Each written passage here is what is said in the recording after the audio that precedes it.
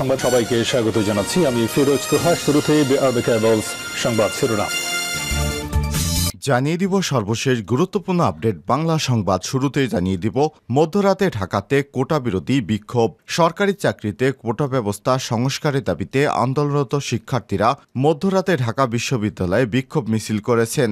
গতরাত 11:15টার দিকে ঢাকা বিশ্ববিদ্যালয় বৈষম্য বিরোধী ছাত্র আন্দোলনের ডাকে সাড়া দিয়ে শিক্ষার্থীরা বিক্ষোভ মিছিল নিয়ে ছাত্রাবাস থেকে বেরিয়ে আসেন।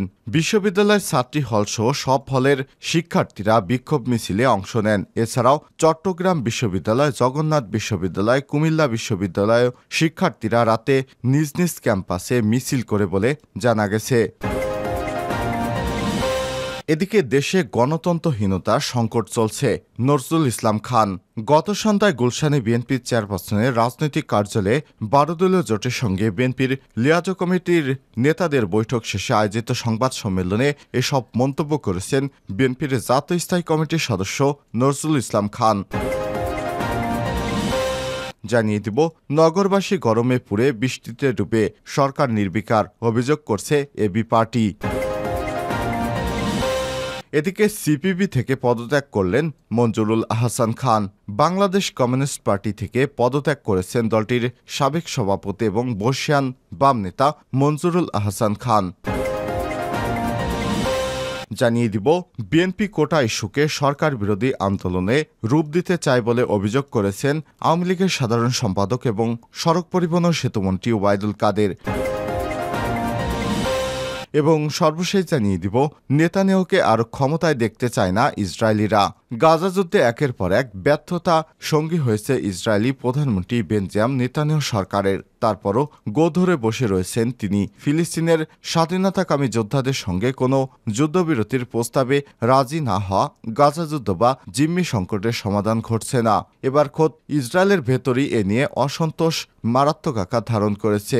গাজা যুদ্ধ শুরু হওয়ার আগ থেকেই দেশের ভেতরে চাপে ছিলেন নেতানিয়াহু সরকার, কিন্তু গাজা যুদ্ধ শুরুর পর থেকে ইসরায়েলি জনগণের নজর কিছু সময়ের জন্য অন্যদিকে ঘুরলেও শেষ পর্যন্ত তারা বুঝতে পেরেছেন দখলদার ইসরায়েলি বাহিনীর এই প্রধানমন্ত্রী বেঞ্জামিন নেতানিয়াহুই, যার কারণে যুদ্ধবাজ নেতানিয়াহুর জন্য দেশটি এখন রসাতলে যাচ্ছে। এ কারণে সাধারণ ইসরায়েলিরা তাকে আর ক্ষমতায় দেখতে চাচ্ছে না। প্রিয় দর্শক, এতক্ষণ শুনছিলেন সংবাদ শিরোনাম, এবারে বিস্তারিত।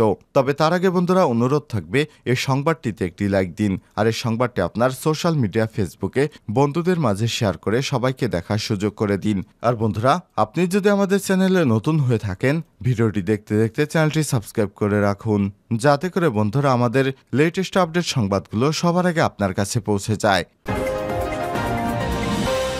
মধ্যরাতে ঢাবিতে কোটা বিরোধীদের বিক্ষোভ। সরকারি চাকরিতে কোটা ব্যবস্থা সংস্কারের দাবিতে আন্দোলনরত শিক্ষার্থীরা মধ্যরাতে ঢাকা বিশ্ববিদ্যালয়ে বিক্ষোভ মিছিল করেছেন। রোববার রাত 11:15টার দিকে ঢাকা বিশ্ববিদ্যালয়ে বৈষম্য বিরোধী ছাত্র আন্দোলনের ডাকে সাড়া দিয়ে শিক্ষার্থীরা বিক্ষোভ মিছিল নিয়ে ছাত্রাবাস থেকে বেরিয়ে আসেন।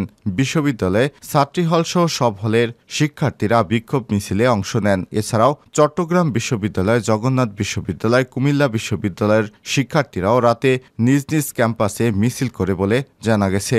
সরেজমিনে গিয়ে দেখা গেছে রাত 10:30টার দিকে ঢাকা বিশ্ববিদ্যালয় হলপাড়া সংলগ্ন কবি জসিমউদ্দিন হল, বিজয় 71 হল, মাস্টারদা সূর্য সেন হল, হাজী মোহাম্মদ মহসিন হল এর শিক্ষার্থীরা স্লোগান দিতে থাকেন। পরে রোকেয়া হল, কবি সুফিয়া কামাল সহ প্রতিটি হল থেকে একই স্লোগান ভেসে আসে। পরে রাত 11:15টার দিকে হলপাড়ার কয়েক হাজার শিক্ষার্থী একত্রিত হন। এ সময় তারা বিজয় 71 হলে ঢুকতে চাইলে ছাত্রলীগের বাধায় সম্মুখীন হন, কিন্তু বিক্ষুব্ধ শিক্ষার্থীরা ব্যারিকেড ভেঙে দিয়ে ঢুকে ভিতরে সমর্থন দিয়ে আসে। এ সময় বৈষম্য বিরোধী ছাত্র আন্দোলনের সমন্বয়ক আসিফ আহমেদ হামলার শিকার হন। এরপর শিক্ষার্থীরা সেখান থেকে ছাত্রদের বের করে মিছিল নিয়ে টিএসসির রাজু ভাস্কর্যের পাদদেশে আসেন। এ সময় মেয়েদের আবাসিক হলের অনেক শিক্ষার্থীও সেখানে তাদের সঙ্গে যোগ দেন। পরে সেখান থেকে মিছিল নিয়ে তারা ঢাকা বিশ্ববিদ্যালয়ের উপাচার্যের বাসভবনের সামনে আসেন। সেখানে কিছুক্ষণ অবস্থান করে মিছিল নিয়ে টিএসসিতে জড়ো হন এবং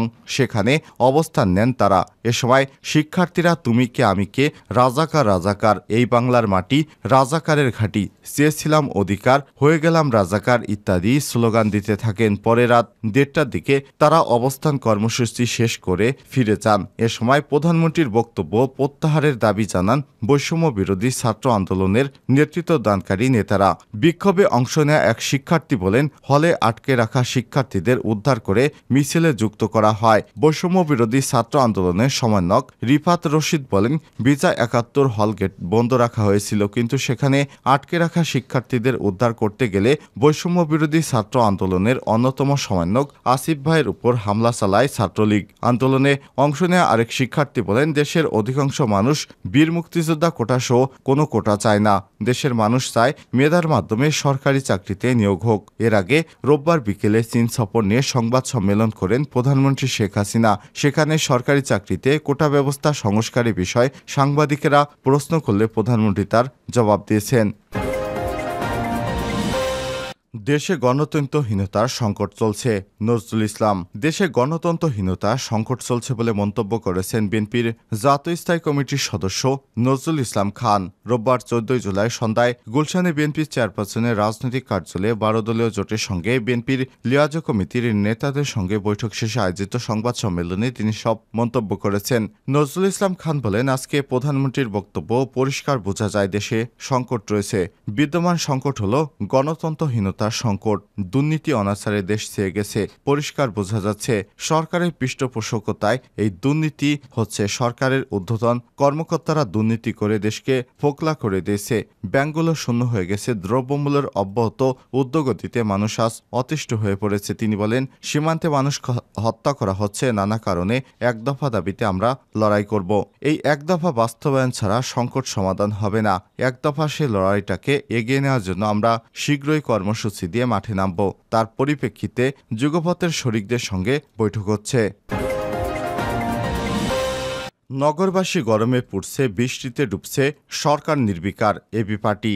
ডামি সরকারের ব্যর্থতায় শুধু দেশের অর্থনীতি বিপন্ন হচ্ছে না, নাগরিক জীবনে নেমে আসছে ভয়াবহ বিপর্যয়। একদিকে দেশের 20টি জেলা বন্যায় বিপর্যস্ত, অন্যদিকে ঢাকাসহ বিভাগীয় শহরগুলোর নাগরিকেরা গরমে পুড়ে বৃষ্টিতে ভিজে হাবুডুবু খায়। এটাই যেন তাদের নিয়তি। সরকার এ ব্যাপারে সম্পূর্ণ নির্বিকার। রোববার 14 জুলাই এক মিডিয়া ব্রিফিংয়ে সব অভিযোগ করেন আমার বাংলাদেশ পার্টি এবি পার্টির কেন্দ্রীয় নেতা। দুপুর 2টায় বিজয়নগরে দলের কেন্দ্রীয় কার্যালয়ে এই মিডিয়া ব্রিফিং অনুষ্ঠিত হয়। সম্প্রতি 3 ঘন্টার বৃষ্টিতে ঢাকাসহ দেশের বিভিন্ন গুরুত্বপূর্ণ শহর তলিয়ে গেছে। নগর জীবনে মারাত্মক ক্ষতিগ্রস্ততার প্রেক্ষাপটে এই মিডিয়া ব্রিফিংয়ের আয়োজন করা হয়। এবি পার্টির যুগ্ম সদস্য সচিব ব্যারিস্টার আসাদুজ্জামান ফদ দলের পক্ষ থেকে প্রাসঙ্গিক বিষয়ে ব্রিফিং করেন এবং সাংবাদিকদের বিভিন্ন প্রশ্নের উত্তর দেন। দলের আহ্বায়ক FM সুলাইমান চৌধুরী, সদস্য সচিব মুজিবুর রহমান মঞ্জু এবং কেন্দ্রীয় কমিটির অন্যতম সদস্য লেফটেন্যান্ট কর্নেল অবসরপ্রাপ্ত দিদারুল আলম। ব্রিফিংকালে ব্যারিস্টার আসাদুজ্জামান ফওয়াদ বলেন, গত 12 জুলাই কয়েক ঘন্টার বৃষ্টিপাতে গোটা ঢাকা শহর পানি নিচে তলিয়ে গেছে। 130 মিলিমিটার বৃষ্টিপাতেই পুরো ঢাকা অচল হয়ে পড়ে। অথচ কিছুদিন আগেই 2 মেয়র প্রায় 750 কোটি টাকা ব্যয় করেছিলেন পানি নিষ্কাশনের জন্য। জনগণ জানতে চায় এই টাকা কোথায় গেল। আমরা বিভিন্ন মিডিয়ায় দেখেছি ঢাকার ব্যবসায়ীরা এই বৃষ্টিতে কয়েকশো কোটি টাকার ক্ষতিতে পড়েছেন। বিশেষ করে নিউ মার্কেট, পুরান ঢাকা, মিরপুর, সেগুনবাগিচা সহ ঢাকার অধিকাংশ এলাকার ব্যবসায়ীদের গোডাউনে মজুতকৃত দ্রব্য নষ্ট হয়ে গেছে। সিপিবি থেকে পদত্যাগ করলেন মঞ্জুরুল আহসান খান। বাংলাদেশের কমিউনিস্ট পার্টি থেকে পদত্যাগ করেছেন দলটির সাবেক সভাপতি এবং বর্ষিয়ান বাম নেতা মঞ্জুরুল আহসান খান। রোববার 14 জুলাই তার স্বাক্ষরিত এক বিজ্ঞপ্তিতে বলা হয়েছে, গত 3 জুলাই পদত্যাগপত্রটি তিনি পার্টির কেন্দ্রীয় কমিটিতে পাঠালে তারা সেটি গ্রহণ করে। দলের কাছে পাঠানো পদত্যাগপত্রে তিনি বলেন, আমি দীর্ঘদিন কমিউনিস্ট পার্টির সদস্য এবং জীবিত কমরেডের মধ্যে সবচেয়ে বেশি সময় ধরে কেন্দ্রীয় নেতৃত্ব দিয়ে আসছি। আমার বিরুদ্ধে 7 বার শাস্তিমূলক ব্যবস্থা নেওয়া হয়েছে। সর্বশেষ অভিযোগ পাওয়ার পর আমি সে সম্পর্কে তদন্ত করতে চেয়েছিলাম। আপনারা তদন্ত না করে চূড়ান্ত সিদ্ধান্ত গ্রহণ করেছেন। সম্প্রতিকালে লুটপাটতন্ত্র, দুঃশাসনের বিরুদ্ধে বাম গণতান্ত্রিক বিকল্প গড়ে তোলার জন্য কংগ্রেস গৃহীত সর্বসম্মত সিদ্ধান্ত থেকে বিচ্যুত হয়ে বিশ্বাসঘাতকতামূলকভাবে সুবিধাবাদী সংস্কারবাদী লাইন অনুসরণ করে চলেছে। পার্টির পরিচালনার ক্ষেত্রে গণতান্ত্রিক কেন্দ্রিকতার নীতি অগ্রাহ্য করে করে গায়ের জোরে আধিপত্যবাদী কায়দায় হুকুমদারিরা রেজিমেন্টের পদ্ধতিতে পার্টি চালাচ্ছেন, অবস্থায় আমি পার্টি থেকে পদত্যাগ করছি।